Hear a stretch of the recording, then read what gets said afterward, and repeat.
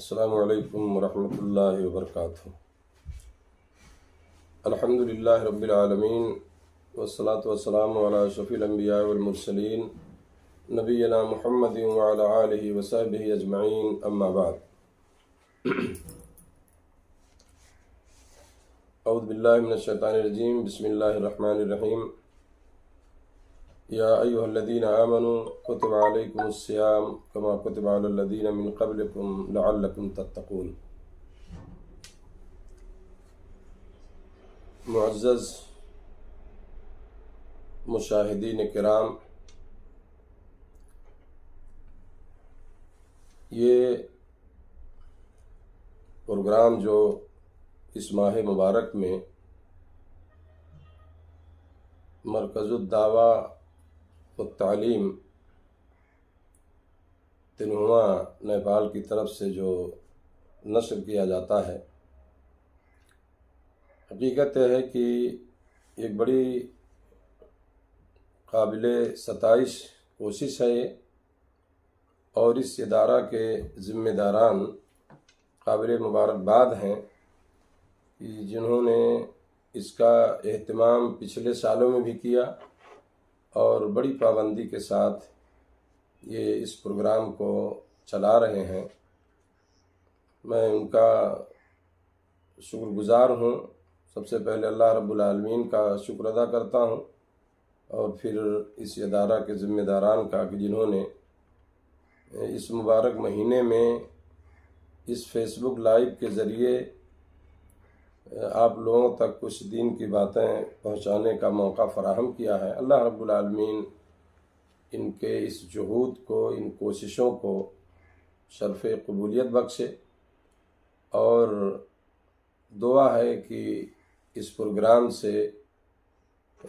لوگوں کو زیادہ سے زیادہ فائدہ پہنچے اور یہ پروگرام نتیجہ خیز ثابت ہو اور لوگ اس سے فائدہ اٹھائیں۔ محترم دوستوں اور دینی بھائیوں، یہ رمضان المبارک کا مہینہ ہے اور بڑی تیزی سے گزر رہا ہے۔ اس کے تعلق سے بہت ساری باتیں آپ تک پہنچائی جا چکی ہیں۔ یہ کوئی عام مہینہ نہیں ہے۔ اللہ رب العالمین نے سال میں کچھ ایسے دن، کچھ ایسے اوقات بنائے ہیں جن کی ایک دوسرے پر فضیلت ہے اور انہیں فضیلت حاصل ہے۔ اسی طرح سے یہ رمضان المبارک کا جو مہینہ ہے، یہ تمام سال کے تمام مہینوں سے افضل ہے، اور اس کے بہت سارے فضائل ہیں۔ میرے دوستوں، میں اس میں نہیں جانا چاہتا کیونکہ میرا جو موضوع ہے آج وہ ہے رمضان کا جو آخری عشرہ ہے، جو آخری 10 دن اور 10 راتیں ہیں، ان کی اہمیت کیا ہے، ان کی فضیلت کیا ہے۔ میں اس سلسلے میں انشاءاللہ کچھ باتیں آپ لوگوں تک یا آپ لوگوں کی خدمت میں عرض کرنا چاہتا ہوں۔ تمہید کے طور پر میں نے جو باتیں کہی ہیں شروع میں، کہ اس مہینے کی اہمیت کو ہمیں سمجھنے کی ضرورت ہے۔ یہ ایام بڑی تیزی سے گزر رہے ہیں میرے دوستو، اور حقیقت یہ ہے کہ ان دنوں کے گزرنے کا بھی ہمیں غم اور افسوس ہونا چاہیے۔ اس مہینے کا ایک ایک لمحہ ہمارے لیے بہت قیمتی ہے، اور ہمیں اس سے فائدہ اٹھانے کی کوشش کرنی چاہیے۔ ایسا مہینہ ہے جس میں جنت کے سارے دروازے کھل جاتے ہیں اور جہنم کے دروازوں کو بند کر دیا جاتا ہے، شیاطین کو باندھ دیا جاتا ہے، خاص طور سے جو سرکش شیاطین ہیں۔ یہ ساری چیزیں کس لیے ہو رہی ہیں؟ اس مہینے کے اہمیت کے پیش نظر،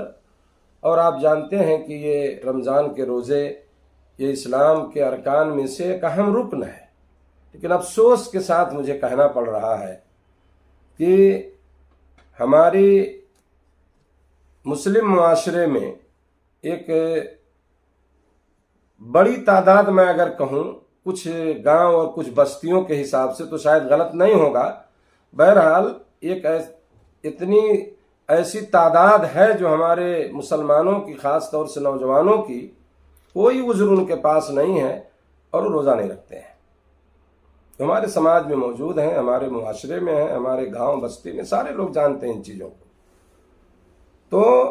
ظاہر سی بات ہے کہ یہ بڑی ڈھٹائی کے ساتھ جو ہے کھاتے پیتے ہیں، گھومتے ہیں، انہیں کوئی شرم نہیں، کوئی کسی کا کوئی لحاظ نہیں، کسی کا کوئی احترام نہیں ہے. تو اللہ رب العالمین ایسے لوگوں کی پکڑ کرے گا. اور یہ کوئی معمولی جرم نہیں ہے، کیونکہ یہ دین کے اہم ستون ہے، یہ جس پہ عمارت ہے دین کی، اسلام کی. اور اگر اس کو کوئی آدمی جان بوجھ کر کے اگر وہ اسلام کے رکن میں سے کسی بھی ایک رکن کا وہ انکار کرے، یا ڈائریکٹ انکار نہیں کرتا لیکن اس کے اعمال، اس کا کردار جو ہے ایسے ہیں کہ وہ انکار ہی کی طرح ہیں، تو ظاہر سی بات ہے اس کا انجام کیا ہوگا. اسے اس چیز کو سمجھنا چاہیے. اور جو آدمی جان بوجھ کر کے اپنی سرکشی کی وجہ سے کسی ایک رکن کو پامال کر رہا ہے، اسے ادا نہیں کرتا ہے، تو اپنے آپ کو اسلام سے خارج سمجھے ہو. من ترک الصلاۃ متعمدا فقد کفر، یہ حدیث ہے، وہ بھی اسلام کا رکن ہے. نماز کے بارے میں کہا گیا جس نے جان بوجھ کے نماز چھوڑ دیا اس نے کفر کیا، وہ خارج ہے ملت سے. تو ایسے ہی حج ہے، زکوٰۃ ہے، روزہ ہے. تو آج یہ چیزیں ہمارے معاشرے میں دیکھنے کو مل رہی ہیں جو بالکل نہیں ہونا چاہیے، اور ہمیں اس کے اصلاح کی ضرورت ہے. ذمہ دارانے جو سماج کے ذمہ دار ہیں، یا اسی طرح سے جو اداروں کے ذمہ دار ہیں، کچھ اس قسم کا کوئی پروگرام ہو، جیسے پروگرام چل رہا، اللہ تعالیٰ اس سے نفع بخش بنائے. اس طرح سے جو ہے دینی بیداری کی ضرورت ہے. بہت سارے لوگ کچھ غفلت کی وجہ سے، نہ جاننے کی وجہ سے، یا اس طرح سے بھی اس کے شکار ہیں. تو اللہ رب العالمین ہمیں اصلاح کی توفیق دے اور ہمیں اسلام کے ارکان کی حفاظت کی توفیق عطا فرمائے، انہیں ادا کرنے کی توفیق عطا فرمائے. میرے دوستو، یہ آخری عشرہ جو رمضان کا تقریباً شروع ہو چکا ہے، اور یہ آخری جو 10 دن ہیں یا جو 10 راتیں ہیں، ان کی بڑی اہمیت ہے. علماء نے آخری 10 راتوں کو، رمضان کے جو آخری جو 10 راتیں ہیں، سال کی سب سے بہترین رات کہا ہے. اس کو خیر و لیالی سنا کہا ہے. یہ الفاظ ہیں علماء کے کہ یہ سال کی راتوں میں سب سے بہترین راتیں ہیں. اور میں آپ کو بتاؤں گا کہ کس وجہ سے یہ بہترین ہیں. آپ دیکھیں گے کہ اللہ رب العالمین نے یہ جو موسم بہار ہمیں عطا کیا ہے، میں نے شروع میں بتایا کہ سال کے میں کچھ ایسے مواسم آتے ہیں جن کی ایک دوسرے پہ فضیلت حاصل ہے، یعنی دوسرے دنوں کے مقابل میں، دوسرے اوقات کے حساب سے یا دوسرے مہینوں کے حساب سے. جیسے مثال کے طور پہ آپ عرفہ کا روزہ لے لیں، یا عاشورہ کا روزہ لے لیں، شوال کے روزے ہیں. تو یہ ایسے ایام ہیں جن کی دوسرے دنوں پہ فضیلت حاصل ہے. ایسے ہی رمضان کی فضیلت ہے دوسرے مہینوں پر. اور اسی رمضان میں جو آخری جو اس کی عشرہ، جو آخری 10 دن اور 10 راتیں ہیں، تو یہ افضل لیالی یعنی افضل راتیں ان کو کہا گیا ہے. اور کچھ ان کی خصوصیات ہیں جو میں آپ کے سامنے انشاءاللہ مختصراً عرض کرنا چاہتا ہوں. سب سے پہلی چیز، ان آخری 10 دنوں کی یا 10 راتوں کی اہمیت کے تعلق سے میرے دوستو، یا اس کی خصوصیت کے تعلق سے یہ ہے کہ اللہ کے نبی صلی اللہ علیہ وسلم ان راتوں میں بہت زیادہ محنت کرتے تھے. عبادتوں میں جو آپ کی محنت ہوتی تھی، جو آپ کی کوشش ہوتی تھی، وہ اور دنوں میں اتنی نہیں ہوتی تھی. اور اس کی دلیل جو ہمارے پاس موجود ہے، مسلم شریف کی روایت ہے، حضرت عائشہ رضی اللہ تعالی عنہا کی حدیث ہے. یہ فرماتی ہیں کہ کان رسول اللہ صلی اللہ علیہ وسلم یجتہد فی العشر الاواخر ما لا یجتہد فی غیرہ. اللہ کے نبی صلی اللہ علیہ وسلم آخری عشرے میں، رمضان کے جو آخری 10 دن 10 راتیں ہیں، ان میں جو آپ محنت کرتے تھے عبادتوں میں، اس طرح سے اللہ رب العالمین کے ذکر و اذکار میں، تو وہ دوسرے اور دنوں میں اتنی محنت آپ کی نہیں ہوتی تھی، اتنی کوشش نہیں ہوتی تھی۔ تو یہ پہلی چیز ہے میرے دوستو کہ اللہ کے نبی صلی اللہ علیہ وسلم جو ہے ان راتوں میں کافی محنت کرتے تھے، قیام اللیل، جیسا کہ حدیثوں سے چیز ثابت ہے، اور اس طرح سے عبادتوں میں اپنے وقت کو لگانا، اور کچھ اعمال جو آپ کے تھے میں انشاءاللہ اس کو بھی ذکر کروں گا۔ اسی طرح سے اللہ کے نبی صلی اللہ علیہ وسلم ان راتوں کو جاگتے تھے، شب بیداری کرتے تھے، عبادتوں میں اپنے ان اوقات کو لگاتے تھے۔ حضرت عائشہ رضی اللہ تعالیٰ عنہ کی حدیث ہے، بخاری کی روایت ہے، اللہ فرماتی ہیں کہ کان نبی صلی اللہ علیہ وسلم اذا دخل العشر شد مئزرہ واحیا لیلہ وایقظ اہلہ، کہ جب یہ آخری عشرہ جب شروع ہوتا تھا تو اللہ کے نبی صلی اللہ علیہ وسلم کمر کس لیتے تھے۔ مئزر جو ہے اس لباس کو کہتے ہیں، وہ کپڑا جو بدن کے نچلے حصے میں پہنا جائے، جیسے ہم لوگ تہبند اور لنگی وغیرہ پہنتے ہیں۔ تو اس طرح سے جو ہے آپ صلی اللہ علیہ وسلم جیسے کوئی آدمی بالکل محنت کرنے کے لیے کمر کس لے، اپنی لنگی اور تہبند کو مضبوطی سے باندھ لے اور تیار ہو جائے کہ ہمیں کوئی مشکل کام کرنا ہے، تو اس طرح سے آپ صلی اللہ علیہ وسلم جو ہے تیاری کرتے تھے۔ اور واحیا لیلہ، اور ان راتوں کو آپ جاگتے تھے، سب بیداری کرتے تھے، اور اپنے اہل و ایقظ اہلہ، اپنے اہل و عیال کو بھی بیدار کرتے تھے، جگاتے تھے۔ شدہ میں ذرہو کے دو مفہوم علماء نے بتائے ہیں۔ ایک تو یہ ہے کہ عورتوں سے الگ تھلگ رہنے کا کنایا ہے اس میں، کہ اللہ کے نبی صلی اللہ علیہ وسلم جماع اور مباشرت وغیرہ سے دور رہتے تھے،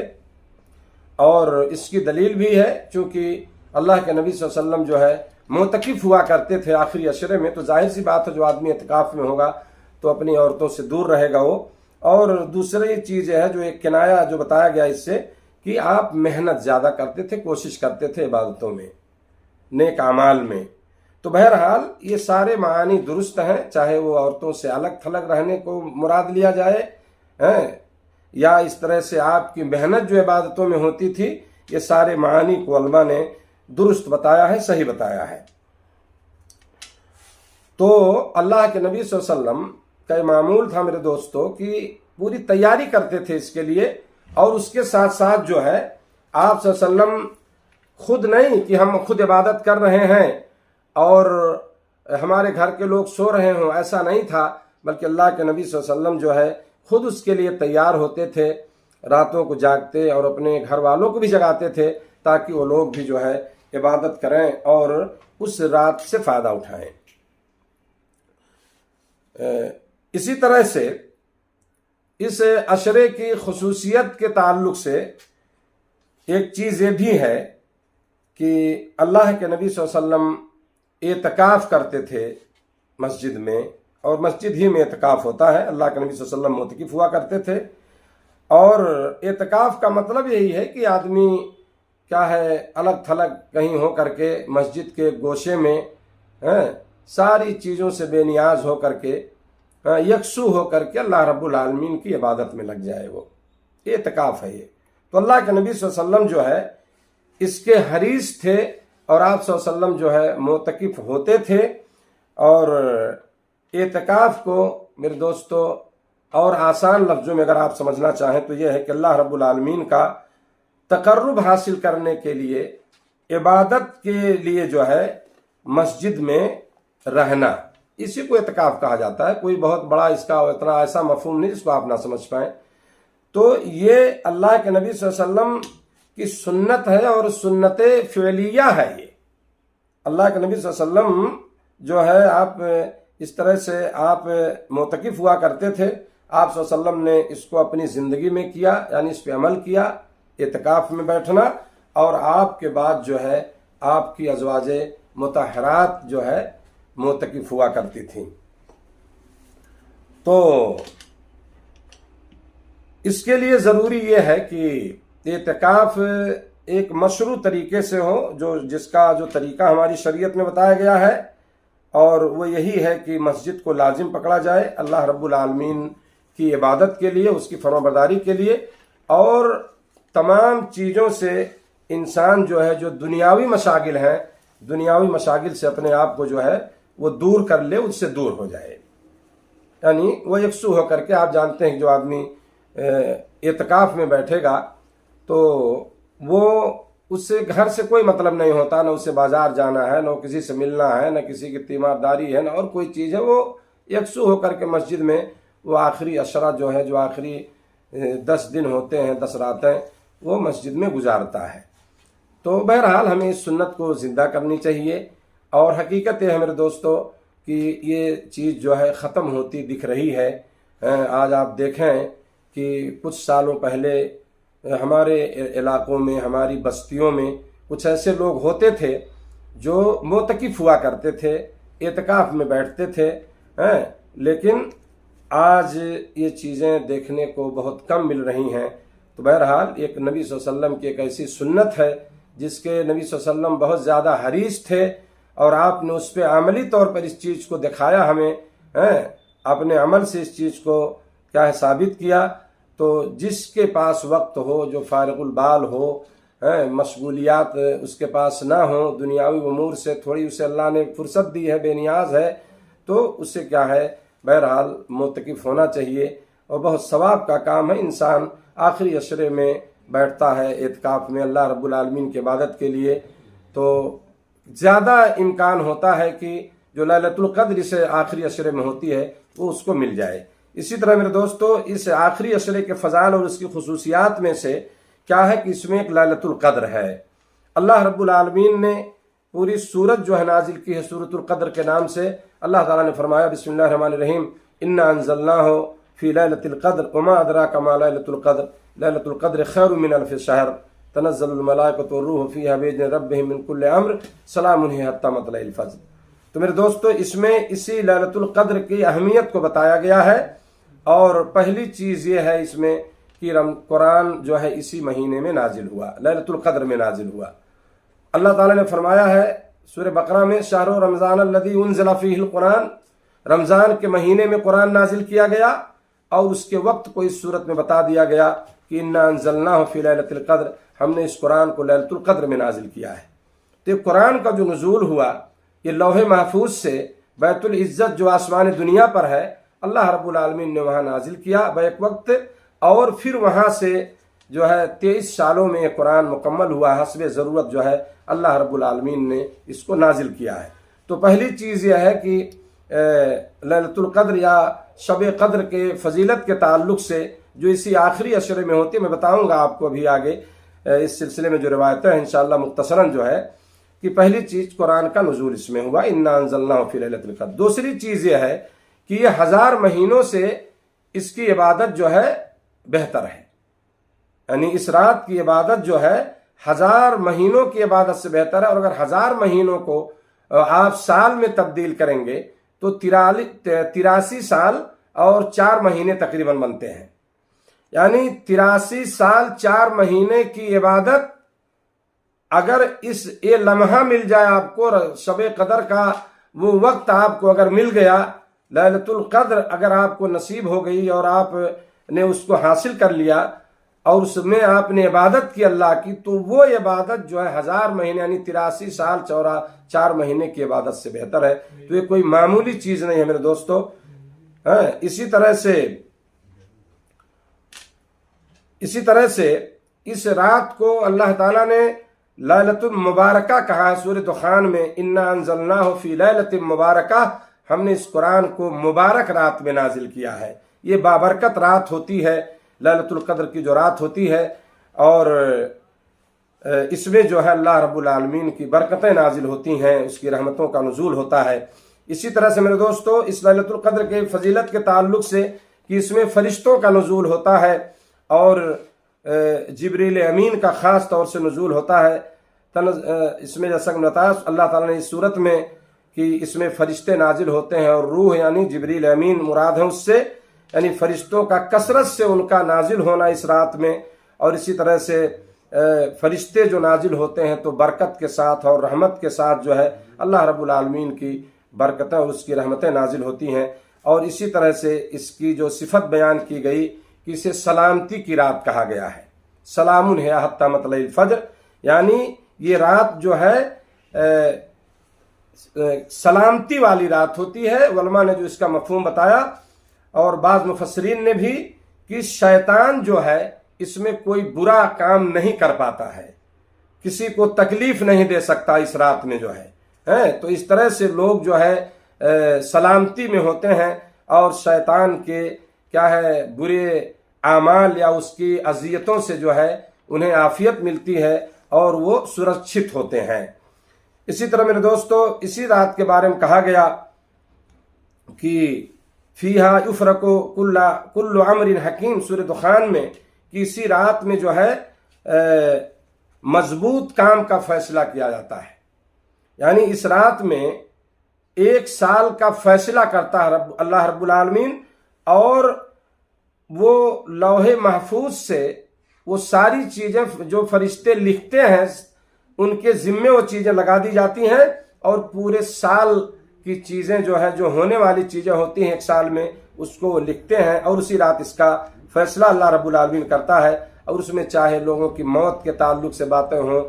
رزق ہوں، یا اور ساری چیزیں جو اس سال ہونے والی ہوتی ہیں پورے سال میں، وہ اسی سال میں اس کا اللہ رب العالمین فیصلہ کرتا ہے۔ اسی طرح سے میرے دوستو اللہ رب العالمین اس شب قدر میں، لیلۃ القدر میں، جو آخری عشرے میں وہ رات ہوتی ہے، اللہ رب العالمین لوگوں کے گناہ کو معاف کرتا ہے، بخشتا ہے، جیسا کہ حدیث ابو ہریرہ رضی اللہ تعالیٰ عنہ کی حدیث میں ہے۔ اللہ کے نبی صلی اللہ علیہ وسلم نے فرمایا من قام لیلۃ القدر ایمانا واحتسابا غفر له ما تقدم من ذنبه، بخاری کی روایت ہے کہ جو شخص لیلۃ القدر کا قیام کرے ایمان و احتساب کے ساتھ، یقین کے ساتھ، اللہ پر ایمان رکھتے ہوئے، اس کے ثواب پہ ایمان رکھتے ہوئے، اللہ سے ثواب کی امید رکھتے ہوئے، تو اللہ رب العالمین اس کے پچھلے گناہوں کو معاف کر دیتے ہیں۔ اس کے لیے ایک شرط ہے میرے دوستو کہ وہ بڑے گناہوں سے اپنے آپ کو بچائے، کیونکہ بڑے گناہ جو ہیں وہ بغیر توبہ اور استغفار کے وہ معاف نہیں کیے جاتے ہیں۔ تو یہ لیلۃ القدر میرے دوستو یہ آخری عشرے میں رات ہوتی ہے، اور اس سلسلے میں بہت ساری حدیثیں ہیں، جیسا کہ حضرت عائشہ رضی اللہ تعالیٰ عنہ کی حدیث ہے، عبداللہ بن عمر کی بھی روایت ہے اس سلسلے میں، اور آپ صلی اللہ علیہ وسلم نے فرمایا کہ تحروا لیلۃ القدر فی العشر الاواخر من رمضان، بخاری کی روایت ہے کہ لیلۃ القدر کو تم رمضان کے آخری عشرے میں اس کو تم تلاش کرو، اور تاک راتوں میں خاص طور سے اسے تلاش کرنے کی جو تاکید آئی ہے۔ اما عائشہ رضی اللہ تعالیٰ عنہ کی حدیث، اللہ کے نبی صلی اللہ علیہ وسلم نے فرمایا تحروا لیلۃ القدر فی الوتر من العشر الاواخر من رمضان، بخاری کی حدیث سے بھی ہے کہ آخری عشرہ جو رمضان کا ہوتا ہے اس میں جو تاک راتیں ہیں، ان تاک راتوں میں کیا ہے اس لیلۃ القدر کو یا شب قدر کو تم تلاش کرو۔ تو آخری جو عشرے کی جو تاک راتیں ہیں، 21ویں رات ہو گئی، 23ویں رات ہے، اسی طرح سے 25ویں ہے، 27ویں ہے، اور 29ویں رات ہے۔ تو اس طرح سے جو ہے مسلم کی روایت بھی التمسوها فی العشر الاواخر، آخری عشرے میں اسے تلاش کرو۔ تو یہ لیلۃ القدر میرے دوستو، یہ شب قدر جو ہے بڑی اہم رات ہے، اور ہمیں اس کا اہتمام کرنا چاہیے۔ خاص طور سے ہم ان راتوں میں قیام کریں، قرآن کی تلاوت کریں، نوافل میں اپنے اوقات کو لگائیں، اور اس کی تعین میں اختلاف علماء کے درمیان کافی اختلاف ہے۔ حافظ ابن حجر رحمۃ اللہ علیہ نے ایک قول ذکر کیا ہے کہ اس میں علماء نے اختلاف کیا ہے لیلۃ القدر کے تعلق سے، اور ان کے اقوال یا ان کے مذاہب سے جو چیز ہمیں حاصل ہوتی ہے تقریباً 40 اقوال اس میں انہوں نے ذکر کیے ہیں۔ امام شوکانی رحمۃ اللہ علیہ نے بھی کہا ہے کہ اس میں اختلاف ہے لیلۃ القدر کی تعین میں، 40 قول سے زیادہ علماء کے اقوال اس سلسلے میں ملتے ہیں کہ لیلۃ القدر کون سی رات ہوگی، اس سلسلے میں کافی اختلاف ہے علماء کا، اور بہت سارے اقوال ملتے ہیں صحابہ کے تعلق سے اور ہمارے اسلاف کے تعلق سے۔ کسی نے 21ویں کو کہا، کسی نے 27ویں پہ زور دیا، کسی نے 23ویں پہ، لیکن صحیح بات یہ ہے میرے دوستو کہ اس کی تعین جو ہے کرنا یہ درست نہیں ہے۔ امام سمعانی فرماتے ہیں الصحیح انہا فی العشر الاواخر من شہر رمضان، صحیح بات یہ ہے کہ رمضان کے آخری عشروں میں سے کوئی ایک رات ہے وہ، اور علامہ ابن عثیمین رحمۃ اللہ علیہ جو بہت بڑے عالم گزرے ہیں سعودی عرب کے، ان کا قول اس سلسلے میں ہے کہ لیلۃ القدر جو ہے یہ رمضان کے مہینے میں ہے، اس میں کوئی شبہ نہیں، اور 21 سے لے کر کے آخری رات تک، یعنی 21 سے آخری رمضان کی آخری راتوں تک میں کوئی ایک رات ہوتی ہے، اور فَكُلُّ لَيْلَةٍ مِّنْ هَٰذِهِ اللَّيَالِي يُمْكِنُ أَن تَكُونَ لَيْلَةَ الْقَدْرِ، ان کا قول ہے یہ کہ ان راتوں میں سے کوئی بھی رات جو ہے لیلۃ القدر ہو سکتی ہے۔ اور اسی طرح سے امام ابن عبد البر فرماتے ہیں